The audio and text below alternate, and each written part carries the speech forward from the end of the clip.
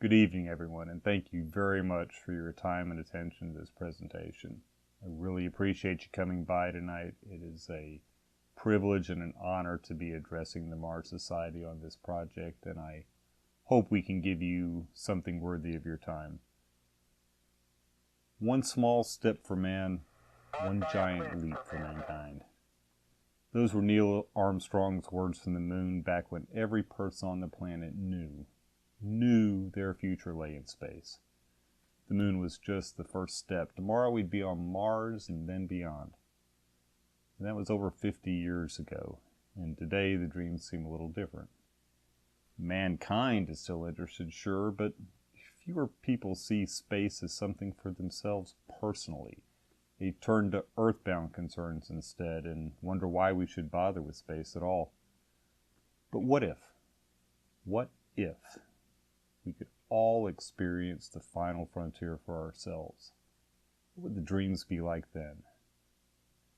The Mars Leap promises to put people on the Mars by 2023 and let them live the dream for themselves. The Mars Leap will take people of all ages on a Mars Direct mission to scout sites for a permanent Martian colony. They'll live the experience from planning and training through liftoff and millions of miles of vacuum to Mars. They'll ponder the red planet from an orbiting space station before dropping to the hostile surface. They'll face the possibilities of a new world and learn firsthand what it will take to shape humanity's next frontier. The Mars Leap is an immersive, interactive, educational exhibit that will travel to large regional science centers around the country. Right now, immersion experiences are the cutting edge of theme parks and gaming, but they open powerful new possibilities for the museum world as well. The Mars Leap will use that power to inspire visitors with the idea that Mars is for them personally. The exhibit centers around the Mars Direct mission architecture that revolutionized thinking about Mars. Visitors will learn about the science and real-world value of space exploration through the overwhelming power of first-hand experience.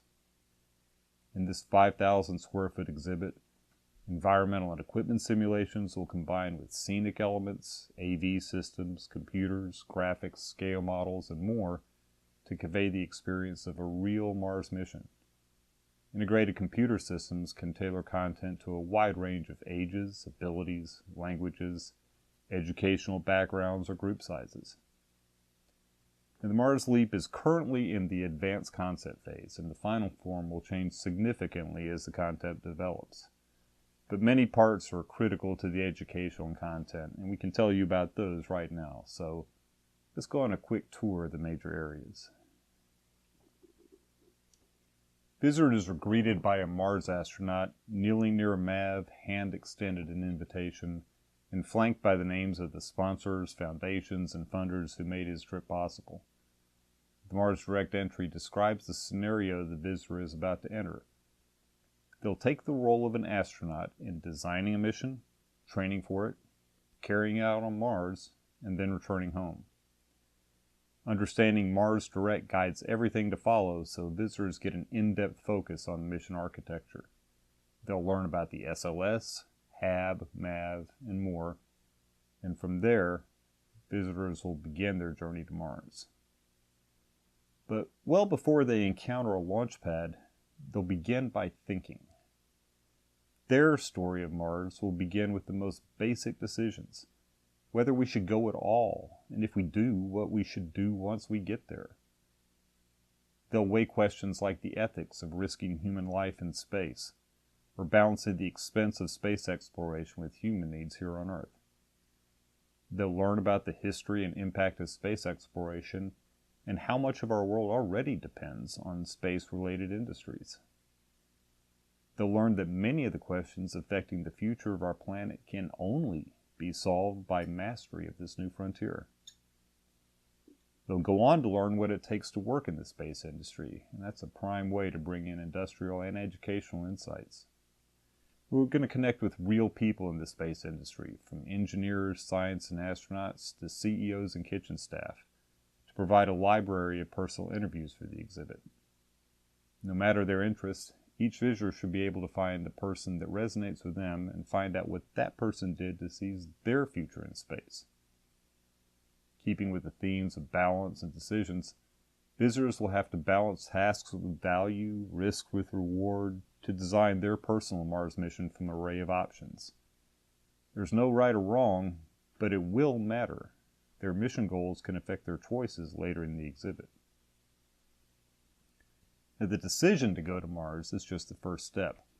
No astronaut gets to space without education and training, and our cadets will be no different.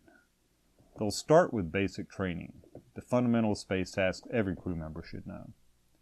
These are things like orbital mechanics, EVA training, closed-loop environments, or a host of other potential nuts and bolts space capabilities.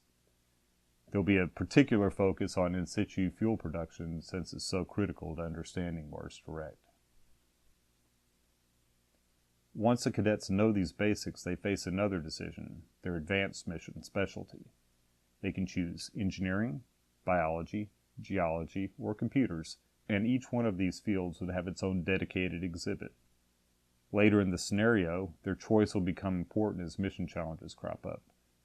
But for now, the cadets have graduated astronauts and they're ready to leave the Earth. They board an SLS for liftoff and dock with a HAB waiting in orbit for the long trip to Mars. The astronauts arrive in Martian orbit at Collins Station, mission control for the colonization effort and way station for astronauts on the way down. They're greeted by a stunning vista of the red planet from close orbit, visible through the huge picture windows in the station. Since Collins Station creates artificial gravity through spin, travelers will see Mars slowly rotate in the window about once every 3 minutes or so. It's not so fast they'll get dizzy, but it's fast enough they'll notice the change while they're in the area. A voice-activated AI will overlay Mars information on the window in response to visitors' questions. And as they tour the station, visitors will learn about space stations, Martian colonies, Martian architecture, and terraforming. Many surface tasks could be performed remotely by astronauts in Collins Station. Things like telerobotic mining, telerobotic surgery, and drone reconnaissance could be carried out by visitors in the station, working with robots, drones, and astronauts on the surface. This breakup of exhibits is a unique feature of the Mars Leap, allowing the exhibits to be controlled by visitors in another area. And this is a critical part of the community outreach, but more on that in a moment. When their time in orbit is complete, there's just one stop left. The astronauts pass through the airlock to the HAB unit that will take them to the surface. Once down, the HAB is the astronauts' home and base of operations during their Martian stay. There's a meeting area for the crew and a food prep area with sample Martian menus. And while a real HAB might have individual quarters for each astronaut, ours has just one, but it does have its own attached Martian bathroom. People want to know. But living is just part of the astronaut's job on Mars, and most of the HAB is dedicated to the science and engineering that will be critical to the mission. It's equipped with an experiment rack, a science lab, and a mechanical section where visitors can choose from many more experiments and interactives than they could ever possibly use in one visit. This is to accommodate the various mission plans that the visitors might come up with. Each interactive encapsulates a task performed on Mars, and this is where the visitors' choices from Mission Control Earth and astronaut training start to come into play. Their mission plans and specialties will determine which equipment they need, which experiments they choose, and what disaster scenarios they may face. Looking for subsurface water? Well, you'll need the ground-penetrating radar equipment. Oh, that's broken. Can the engineering specialist fix it? What about setting up the hydroponic dome? The crate's over there, and your biology specialist is going to have a much easier time than your computer guru. There'll be problems to be solved and lessons to be learned by every visitor, but the important thing is that each individual experience they have will always be different. The HAB is great, but no traveler travels to stay in the hotel. Our astronauts pack their gear, suit up, cycle the airlock, and open the hatch. Though our mission scenario says they're building colonies, when visitors open the airlock, they won't see any evidence of it. As much as humanly possible, we will give our astronauts the experience of stepping off their fragile ship and onto a new, unsullied frontier. The view from the Hab airlock is unspoiled Martian vista. A mesa on one side blocks activity going on elsewhere. But when you go around the mesa, it becomes a different story. You may see the robotic survey balloon glide by, or maybe the Martian helicopter piloted from Collins peeking into view. Over there, a mom astronaut is reading about the geology of the surrounding area while her 3-year-old child astronaut plays happily in the regolith. Next to them, a real rocket engine designer on Earth is live online with an astronaut not yet out of high school. Okay, good. All right. An elderly engineering specialist might be working with a computer specialist to align a communication disk, while nearby, a geology specialist examines the work of a telerobotic miner for magmatic inclusions. The computer specialist may have been a bad choice to set up the hydroponics dome, but they've contacted Collins Station and a replacement is on the way. The rover over there is on a mission to Hellas Planitia. The geologist has chosen a low-risk task of finding subsurface ice, while the biologist is on a high-risk quest for fossil life. And the possibilities go on, from surveying to construction to medical rescue. Virtually any task that can be done on Mars can be turned into an interactive element of the Mars Leap. But all good things must come to an end, and there on the opposite side of the Mars Dome from the Hab stands the MAV. As yet another engineering specialist confirms the in-situ propellant system has worked as planned, the visitors buckle into their seats for their return to Collins, and from there to Earth. Now, this exhibit itself is only the first way of fulfilling the promise of Mars by 2023. Museum visitors can use these exhibits in any way they choose. They're open-ended. But the integrated computer systems at the heart of the Mars Leap allow another option, playing for score. And a critical part of this project is a community outreach program in each museum area. Schools or other groups would field teams of 4 astronauts and 2 mission controllers. Teams would take an extensive test to qualify, and the top 4 teams would enter a competition. Using online Mars Leap curriculum and resources, each team will design their own detailed Mars mission.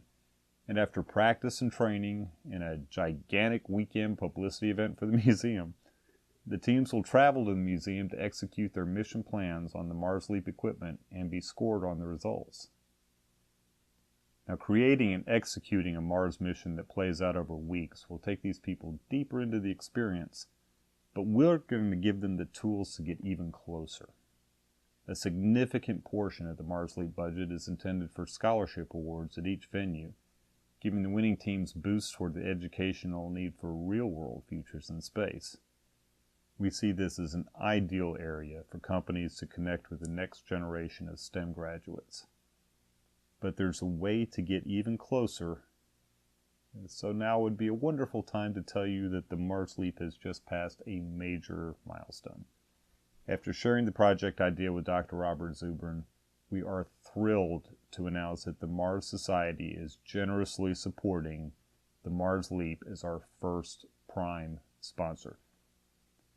The impact and prestige of the world's largest Mars advocacy group is a breathtaking asset, but just as important is Dr. Zubrin's intention to personally participate in the educational aspect of this project.